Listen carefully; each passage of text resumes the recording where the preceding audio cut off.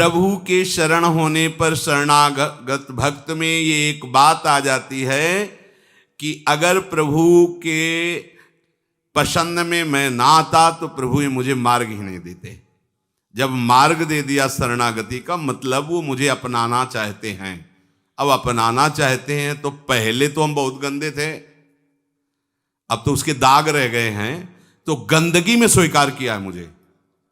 उस समय कोई महात्मा थोड़ी था जिस समय शरणागत उन्होंने लिया है, ध्यान देने की बात है। उस समय तो बहुत ही गंदा विचार संसार ही था। जब उस जगह से मुझे चयन किया है तो अब तो उनके मार्ग में चलने से काफी धुलाई सफाई हो ही गई, थोड़े थोड़े दाग रह गए। ये भी वो उनके पास ऐसे हैं, कपड़े में दाग लग जाए ना तो साबुन से नहीं छूटता, वो कुछ एक और आता है आला निराला कर देता है। भगवान कृपा का आला डाल करके उसको ऐसे चमका देते हैं कि कोई दाग नहीं रह जाता। फिर जगत बंदनी सतरति सतरति सा लोकाम तारयति, ये उनके पास है, ये और किसी के पास नहीं। ऊपर का तो मिट जाएगा लेकिन दाग जो नहीं मिटता है, उस दाग को वही हैं सबके कृपा सिंधु दाग मिटाने वाले, वही मिटा देते हैं। मेरा जीवन प्रभु के लायक सुंदर और शुद्ध ना था और ना हो पाएगा मेरे द्वारा। जब उन्होंने उस समय स्वीकार किया, देखो खास बात समझने की, हम प्रभु के हैं। जब बच्चा मल लगाए हुए तो वो ये नहीं सोचता कि इस समय मैं मां की गोद में चढ़ने लायक नहीं हूं, सोचता है क्या? वो जब मल देखा तो रोना शुरू किया, दौड़ पड़ा, मां से जाके लिपट गया।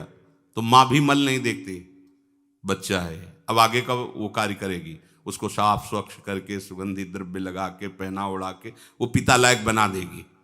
ऐसे ही संसार का मल लिए हम मल की तरफ क्यों देख रहे हैं? हम तो सदगुरु की कृपा की तरफ देखें, प्रभु की दुलार की तरफ देखें, भागें। पर हम लोग बच्चे नहीं ना, बहुत प्रौढ़ हैं, बहुत बुद्धिमान हैं। तो फिर ये मल क्यों लगाए जो बुद्धिमान हो? बोले बच्चे हैं ना, किसी से भी बात करके तो बड़ा चतुर है, गलती में कहेगा आखिरकार बच्चे ही तो है ना भगवान से। तो बच्चे हो तो मल को क्यों देख रहे हो? भाग मां की तरफ, भाग प्रभु की तरफ भाग, वो वैसे ही तुझे स्वीकार कर लेंगे। वो नहीं देखते तू मल लगा है कि नहीं, वो तो तुमको खुद निर्मल करेंगे। आप आओ ना, जैसे भी हो, जैसे भी हो, पुरुष नपुंसक नारी वा जीव चराचर कोई, शब्द देखो, सर्व भाव भज कपट तज मोहि परम प्रीस हो, एकमात्र प्रभु का सहारा। भक्तों की जीवनी सुधारना, अपने लायक बनाना, ये मेरा काम है। वो सच्ची सच्ची वही कर देते हैं। घोर हिंसक पापी को ब्रह्म ऋषि बना देते हैं। ऐसे उनके पास है ऐसा, अपने पास लही बल लेकी, अपनी ताकत लही है। मेरी वृत्तियां ठीक नहीं रहती। वास्तव में मेरी वृत्तियां मानना शरणागत में कलंक है। अब मेरी कैसे रह गई? मेरी कैसे? भगवान की वृत्ति होकर भी ऐसा गंदा सोच सकती है क्या? तो ये तीन गुणों के से रचित सृष्टि किसकी है? भगवान की है। सब कुछ हो रहा है ना, छोड़ो इससे अपनापन। जो ही अपनापन छोड़ोगे ठीक हो जाएगी। बात समझना, हम पूरे देश में सब कुछ हो रहा है, दंड किसको मिलता है? कर्ता को। तुम्हें कोई परेशानी हो रही? सब कुछ हो रहा है, क्यों नहीं हो रही? क्योंकि स्वीकार नहीं कर रहे, क्योंकि मैंने कुछ किया नहीं, स्वीकार नहीं किया। तो अब आप अपने को अपनी वृत्तियों सहित, अपने संबंध सहित, अपने पन सहित प्रभु के चरणों में समर्पित कर दिया। अब डटे रहो इस बात पे। माया की आंधी आएगी आपको स्वीकार कराने के लिए। आप गलत में अगर कह दिए ना कि प्रभु, और अच्छे में बोल दिए ना मैं, पिट जाओगे। माया की आंधी आएगी, बिल्कुल आपको मैं स्वीकार नहीं करना। शरणागत बहुत चतुर है, शरणागत हुआ, भगवान की इच्छा के बिना पत्ता भी नहीं हिलता, तो हमसे बुरा ऐसे कैसे हो गया? वही तो करवाए हैं। हाँ, मान गए। और भला काम, वृंदावन गए थे, 20 साधुओं को भोजन कराया। हाँ, हमने कहा चलने दो रबड़ी, अब 500-500 रुपया दक्षिणा दो। मैंने 500-500 रुपया दक्षिणा दी। वो बुरा काम, वो उनकी इच्छा के बिना पत्ता नहीं हिलता। और यहां एक बार भी उनको शामिल नहीं किया। मैं तो वो अपने आप शामिल हो गया, मैं ब्याज से तुम्हें भोगना पड़ेगा।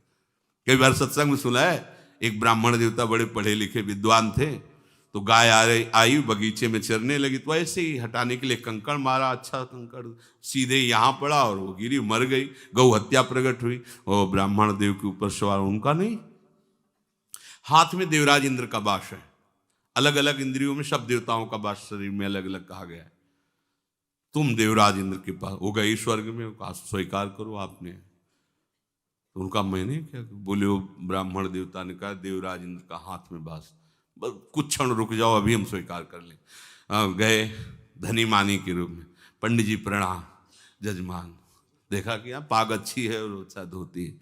वाह पंडित जी कितना सुंदर बगीचा है, हमने लगाया 20 वर्ष लगे तब ऐसा हुआ, और ये कुआं हमने खुदवाया है। वाह बहुत सुंदर सुंदर, ये देखो कितना सुंदर चबूतरा बना हुआ है, आपने ही करवाया होगा। बोले हाँ, गौ हत्या, गौ हत्या का चढ़ अच्छा किया तो हमने और बुरा किया तो भगवान, पिट जाओगे। ये मैं को पूरा समर्पित कर दो, ठीक हो जाओगे। इसी मैं में सारे दोष रहते हैं। मेरी शरण लेकर तुझे अब चिंता करने की जरूरत नहीं है, प्रभु को समर्पित कर दिया है। पक्का समझो। देखो आप देखो, आपने मिठाई ली और जो ही राधा वल्लभ जी को अर्पित किया, पर्दा लगा, 1 मिनट में पर्दा हटा और आपको मिठाई दी। अब मिठाई रह गई क्या? अब आप माथे पे लगा के, सब कोई चाहता है कि इतना किनका मिल जाए तो जबान में रख लो, हम मतलब हमारे आराध्य देव का उच्छिष्ट है। अभी अभी 1 मिनट पहले मिठाई थी और 1 मिनट में वो क्या हो गई? प्रसाद हो गया। क्यों? प्रभु को समर्पित। तो तुम क्या हो?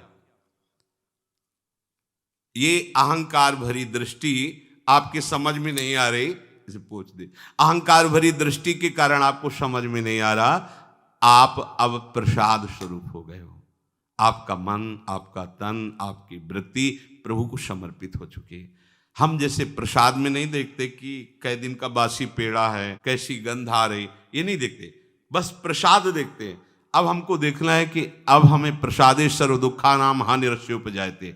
अब हमारे को दुख नहीं करना, ना अपने शरीर को लेकर, ना अपनी वृत्ति को लेकर, ना अपने मन को लेकर, क्योंकि ये सब प्रभु को समर्पित। इससे तुम हिलना नहीं, इस बात से तुम हिलना नहीं।